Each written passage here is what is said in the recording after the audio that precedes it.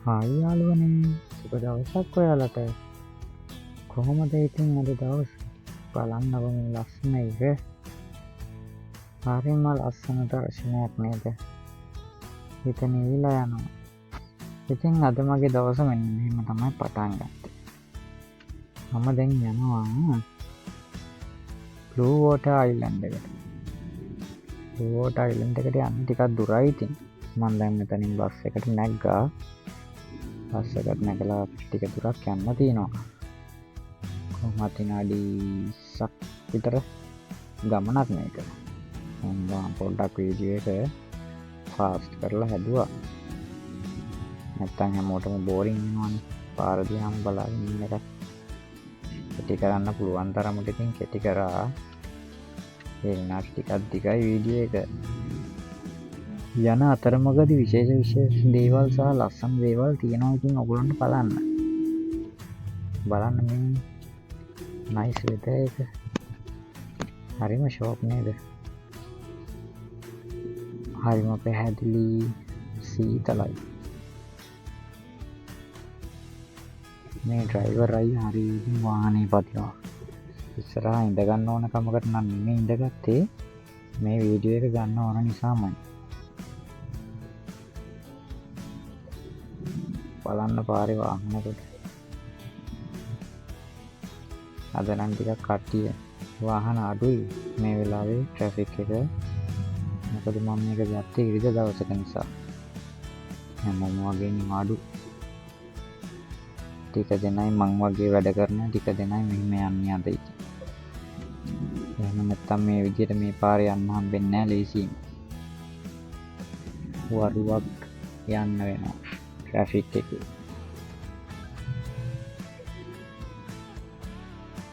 ඉතින් කොහොමද ඔයාලගේ දවස? මම හිතනවා ඔයගොල්ලන්ටත් ලස්සන දවසක් වෙන්න තියද කියලා.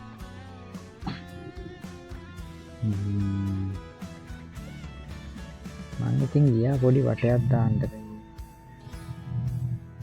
වැඩට යන ගමන් ඒ යන අතරමඟ ඉතින් ආපු සිතුවිල්ලක් නිසා තමයි මම මෙහෙම වීඩියෝ කරගත්තේ ඔයගොල්ලොත් එක්ක. මගේ එක්ස්පීරියන්ස් එක බෙදා ගන්න ඕන නිසා. මේ වීඩියෝ එක මම ඔයගොල්ලන්ගෙන් ආදරෙන් ඉල්ලනවා ස්කිප් කරන්න නැතුව ටිකටම බලන්න කියලා.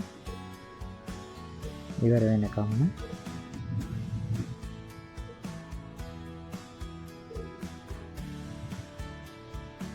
එන්න වේගය වැඩි වෙනවා.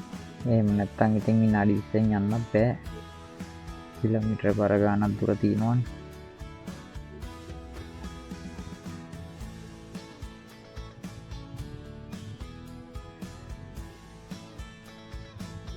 මොකද හිතන්නේ ඔයගොල්ලෝ මේ පාරවල් ගැන?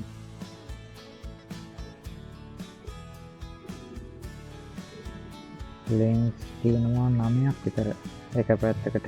ඒ මොකක්ද ඒ? දැක්කද ඒ කාර් එකක් වගේ පුංචි බයික් එකක්ද මොකක්ද කියලා මන් දන්නේ නැහැ. ඔයගොල්ලෝ දන්නවද ඒ කාර් එකද මොකක්ද කියලා? ඉස්සරහා රෝද දෙකයි පිටිපස්සේ එක රෝදයයි තමයි ඒක තියෙන්නේ. රෝද 3යි. අපි දැන් ඇවිල්ලා ඉන්නේ බ්ලූ වෝටර් අයිලන්ඩ් එකට යන බ්‍රිජ් එකට. මේ බ්‍රිජ් එක ඉස්සරහට කෙලින්ම යනකොට මේක යන්නේ බ්ලූ වෝටර් අයිලන්ඩ් එකට. හරිම ලස්සන පැත්තක්. මේ දාසේ කාලේ ගත කරන්න. එතකොට මෙහි තමයි තියෙන්නේ ගොඩක් ප්‍රසිද්ධ තැනක් තියෙනවා මෙහි. ඩුබායි වල ඉන්න කට්ටිය නම් ගොඩක් දන්නවා. ඕක තමයි ඈතින් පේන්නේ ඔයාලට. ලොකුම මේ වටයක් කරකැවෙන්න පැයක් වගේ කාලයක් යනවා කියලා තමයි කියන්නේ. මම නම් තාම ගිහිල්ලා නැහැ.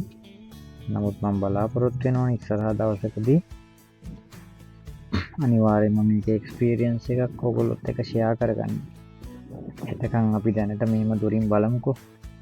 මම පේනවද කොච්චර ලොකුද කියලා. බලන්න මේ ඩිසයින්ස් කොච්චර ලස්සනද මේවා හදලා තියෙන විදිය. පිරිසිදුකම ක්ලීන් නීට් එකට හදලා තියෙනවා හැමදේම. ඉන්නත් ආසයි, දකින්නත් ආසයි, බලන්නත් ආසයි.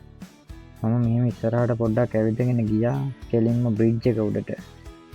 මේ බ්‍රිජ් එක ඇවිල්ලා ඩුබායි මරීනා සහ බ්ලූ වෝටර් අයිලන්ඩ් එක යා කරන පයින් යන්න පුළුවන් බ්‍රිජ් එකක්. මුහුද හරහට තමයි ගහලා තියෙන්නේ අයිලන්ඩ් එක යාබද කළා. බලන්න කොච්චර ලස්සන වෙදර් එකක්ද කියලා. අර බිල්ඩින් ටික අතින් පේනකොට පේන ලස්සන කොහොමද? ඉතින් මට හිතුණා මේ වගේ දර්ශනයක් ඔයගොල්ලොත් එක්ක ෂෙයා කරගන්න එක හොඳයි කියලා. ඊට පස්සේ මම ගියා පොඩ්ඩක් මේ ජොගින් ලයින් එක පැත්තට. බීච් එකත් එක්ක ඉර බැසගෙන යන සන්ධ්‍යාව හරිම ලස්සනයි. ඇහැට බලාගෙන ඉන්නත් ලස්සන දසුණක්. ඉඳගෙන නිදහසේ කාලය ගෙවන්න හරිම ෂෝක්. ඉතින් මේ අතරේ මගේ ගමන ඉවර කළා මම ආපහු ගෙදර යනවා. ගෙදර යන ගමනේ තමයි විශේෂම වැඩක් වෙලා තියෙන්නේ. මට ඒක ලොකු වීඩියෝ එකක් ගන්න බැරි වුණා මම හම්බුවෙන් වගේ දැක්ක නිසා. ඕන්න පේනවද අපේ පැංචිගේ හොර වැඩි.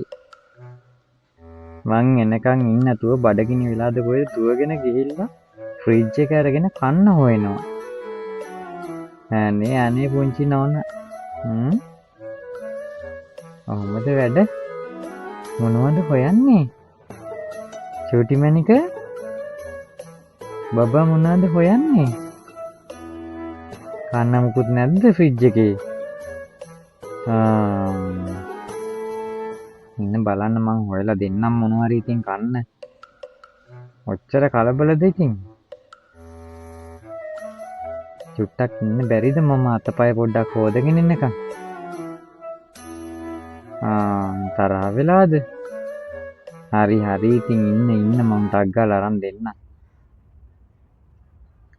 ඔන්න ඔහොමයි ඉතින් වැඩේ වුණේ. යාගේ තරහත් එක්ක මගේ දවසත් ගෙවිලා ගියා. ඉරත් බැසගෙන යන ලස්සන හැන්දෑවක තව වීඩියෝ කොටසක් එක්ක එන්නම් මම ඔයාලව හමු වෙන්න. thank you මගේ වීඩියෝ එක